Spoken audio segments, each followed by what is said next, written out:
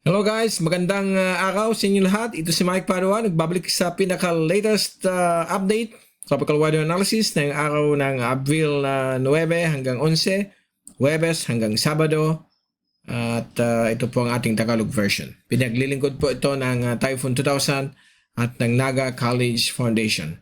At gusto ko rin pasalamatan ang ating partners, ang Aboitiz Power at ang lokal na gobyerno ng Naga City headed by Honorable Mayor Leno Robredo at ang ating Honorable Vice Mayor Gabby Bordado.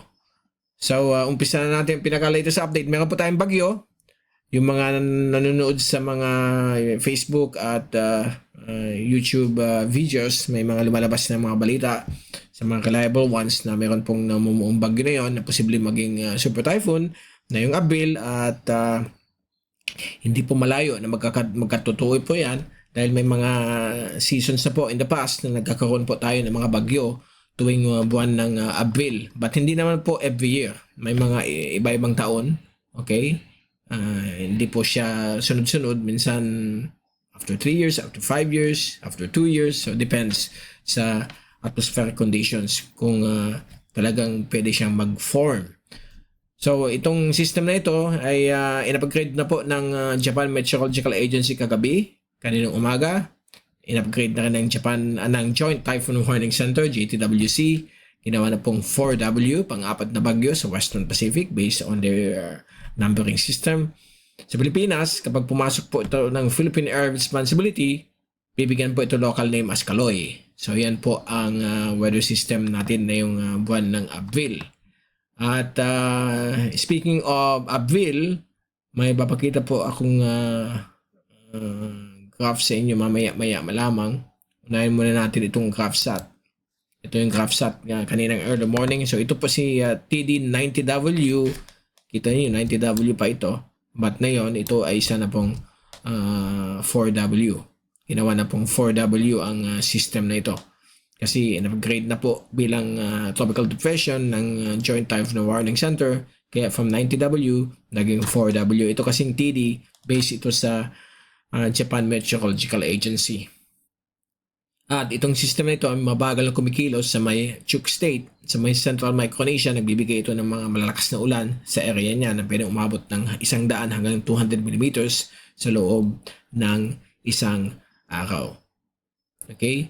Kapag hindi po mag-change ang forecast ng European model at American model, posibleng pumasok po ito ng Philippine Air Responsibility na yung next week, Huwebes at or Biyernes, Abril 16 o 17. At may posibilidad, malaki ang chance na baka maging super typhoon po ito. Kasi nandyan yung conditions, mababa ang wind shear, mainit ang sea surface temperature, mataas ang oceanic heat content.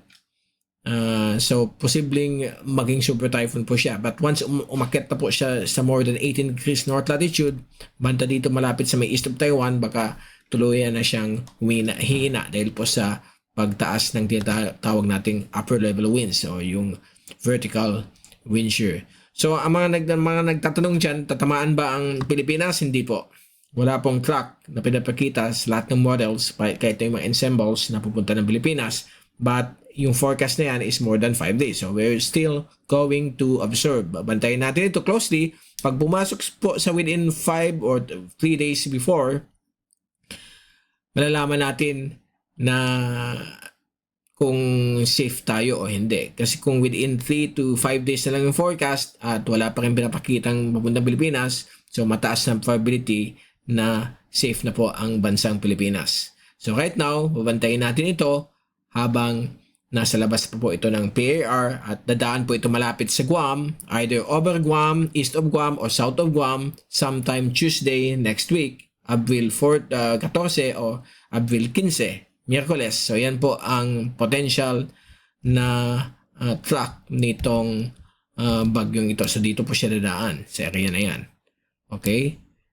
Although yung ibang models like yung Google DeepMind, ang kanyang tracking ay dito sa may east of Guam. So malalaman natin na yon ang kung sinong matibay ng mga computer models. But so far, ang European model ay dito sa may baba. So ito po yung mga statistics pagdating ng buwan ng Abril, makikita ninyo ang nagpo-form tuwing ganitong buwan ng Abril nasa 0 to 1 o 0 o 1 lang ang pwedeng mag-form. Kaya nasa pinakamababa pa rin na stats ang nakita nyo dito ang formation, 0.5. So nagkataon na yung taon, since papunta tayo sa posibleng malakas na El Nino, nagkakaroon po ng mga westerly burst sa Pacific. Ito yung hangin malapit sa equator. Tapos may easterlies pa sa may taas, malapit sa international dateline, nagsalubong. Yan na po. Kaya nabuo itong si 4W. Usually pag may westerly wind burst, assign po yan na pupunta tayo sa El Nino. Kasi pag La Nina pa rin tayo, malakas yung easterlies, wala itong westerly winds malapit sa equator. At kung makikita nyo dito yung tracking ng mga bagyo sa buwan ng Abril, ito po. Mostly, ang mga dumadaan po sa Pilipinas pag Abril, either sa Visayas, okay? Or sa may karagatan lamang po ng Pilipinas. So, right now, ito yung likely na pinapakita nitong potential na bagyo. Na kung papasok po ng PAR, bibigyan po ito local name ng Pag-asa o domestic name as Kaloy. While international name niya ay magiging Sinlaku. Yan po ang international name nitong si 4W kapag in-upgrade na po ng Japan Meteorological Agency bilang isang tropical storm baka later today. Okay, so ano yung mga natatandaan nating bagyo ito? May mapagkita po akong ito talagang nasa memory ko po ito dahil yung mga kapamilya ko ay pumunta sa isang isla dito sa Bicol region, nag-celebrate ng nag-holiday, nagbakasyon sa beach sa Calaguas Island yata yun, at may bagyo noon. Ito po yung bagyong si Kujira. Ito po nung 2003. Ang international name niya ay si Amang. Isa po siyang super typhoon, 10-minute average 165. Yung 1-minute average ng JTWC umabot po ng 250 kph, category 4. Pasalamat tayo, ito si Amang, hindi po ito naglandfall sa any parts ng ating bansa. But lumapit po ito sa may Batanes at Taiwan. Nagbigay po ng grabing effect din dun sa Taiwan. But sa Pilipinas, pasalamat sa Diyos, wala pong masyadong ginawa na effect. Okay, ito po yung track niya, na-reach niya ang 250 kph at ito yung humihina na siya habang papadaan po siya dito sa may Philippine Sea. So itong si bagyong Kujira, dito po siya dumaan, si Amang, yan po siya. Tapos nag-record at humihina ng tuluyan. So wala masyadong effect. Although may maulan dito sa may eastern section ng Cagayan at Batanes way back in 2003. Okay, so tagal na yan. That's 23 years ago. Okay, so yan po ang bagyong si Amang. So super typhoon po yan. Yan ang tracking. So medyo similar kasi ang track na yun ni bagyong bagyong 4W ay nandito. Dito po siya na yun. So medyo similar po ang location niya. Now, meron pang isang bagyo, ito yung recently lang, 3 years ago, 2023, yung si bagyong Amang din. Coincidentally, pareho ang pangalan. Okay, but depression lang po ito. Napakahinang bagyo, but nalusaw po ito sa Bicol region bilang isang tropical depression at bigay po ng napakataas na ulan. Umabot po ng 400 mm sa ibang parts ng Bicol region, tulad ng Rinconada sa Camarines Sur. Umabot ng 400, may mga ibang stations. Sa weather station natin ay umabot ng 397. So ito yung image ni Amang nung 2023 at yan yung tracking niya. Nalusaw po sa may area po ng Quezon. April 12. Samantala yung si Kujira April 18. So medyo similar ang mga dates.